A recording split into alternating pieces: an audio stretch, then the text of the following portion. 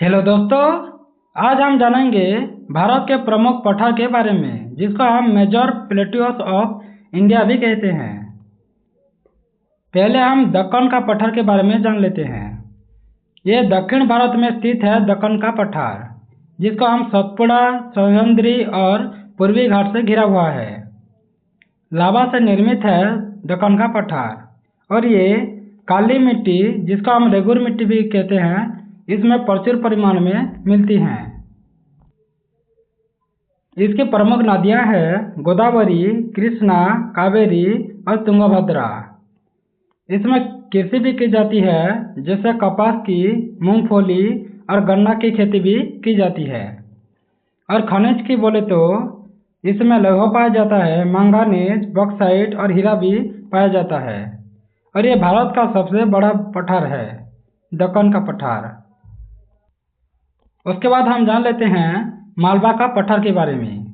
मध्य प्रदेश और राजस्थान का हिस्सा है मालवा का पठार। ये लावा प्रवाह से निर्मित हुआ है। इसकी प्रमुख नदियां के बारे में जाने तो चंबल नदी, बेतवा और सिंध नदी इसमें आता है। फसलें की बात करें तो यहाँ पर गेहूँ, कपास और सोयाबीन ज़्यादा परिमाण में होता है। और इनमें प्रमुख नगर भी है, जैसे इंदौर और उज्जैन। उसके बाद हम छोटा नागपुर पठार के बारे में जानते हैं। झारखंड, बिहार, उड़ीसा और छत्तीसगढ़ का एक भाग है। भारत का रूर कहा जाता है छोटा नागपुर पठार को। इनमें खनिज संपदा का क्षेत्र भी है। इनमें खनिज पाया जाता है कोयला, लौह अयस्क, यूरेनियम और अभ्रक भी मिलता है। इसके प्रमुख उद्योग की बात करें तो लौह इस्पात है, जो कि जमशेदपुर और बोकारो में। प्रमुख नदियां के बारे में जाने तो दामोदर और सुवर्णरेखा इसमें आता है।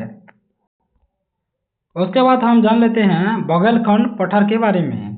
ये मध्य प्रदेश और उत्तर प्रदेश का हिस्सा है बघेलखंड पठार। यहाँ पर कोट्टा चट्टान से निर्मित हुआ है।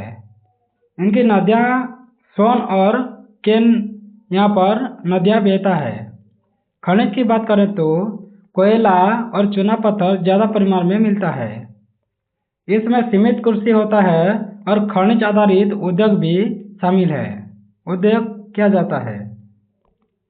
उसके बाद बुंदेलखंड पठार के बारे में जान लेते हैं। ये मध्य प्रदेश और उत्तर प्रदेश में है, लेकिन यहाँ पर ग्रेनाइट और बेसाल्ट से निर्मित हुआ है ये बुंदेलखंड पठार। इनमें नदियाँ की बात करें तो केन और बेतवा बुंदेलखंड पठार में है। और यहाँ पर कृषि की बात करें तो बाजरा और दालें बहुत परिमाण में होता है। और यहाँ पर ऐतिहासिक किले हैं और दुर्ग भी बहुत है। उसके बाद राजस्थान या मारवाड़ पठार के नाम से भी जाना जाता है। उसके बारे में जान लेते हैं। अरावली के पश्चिमी दक्षिणी भाग में है राजस्थान या मारवाड़ पठार भी, जिसको हम कहते हैं। प्रमुख नदी के बारे में कहें तो लूनी नदी यहाँ पर है। खनिज की बात करें तो संगमरमर, तांबा और चून पत्थर या चूना पत्थर ज़्यादा मिलता है। कृषि की बात करें तो गेहूं और बाजरा ज़्यादा परिमाण में होता है। पर्यटन की बात करें तो उदयपुर, माउंट आबू यहाँ पर फेमस है। उसके बाद मेघालय का पठार के बारे में जान लेते हैं। असम और बांग्लादेश के बीच मेघालय का पठार है। यहाँ पर खासी, गोरा, जयंतिया इत्यादि पहाड़ियाँ होता है। ये सब पहाड़ियाँ होता है, खासी, गोरा, जयंतिया। विश्व के सर्वाधिक वर्षा वाले स्थान है, जैसे चेरापूंजी और मौसिनराम मेघालय का पठार में ही है। खनिज की बात करें तो कोयला और चूना पत्थर ज़्यादा परिमाण में मिलता है। और यहाँ पर धान और चाय की खेती होती है। उसके बाद तेलंगाना पठार के बारे में जान लेते हैं। तेलंगाना और आंध्र प्रदेश का भाग है तेलंगाना पठार। एक ग्रेनाइट चट्टानों से निर्मित हुआ है।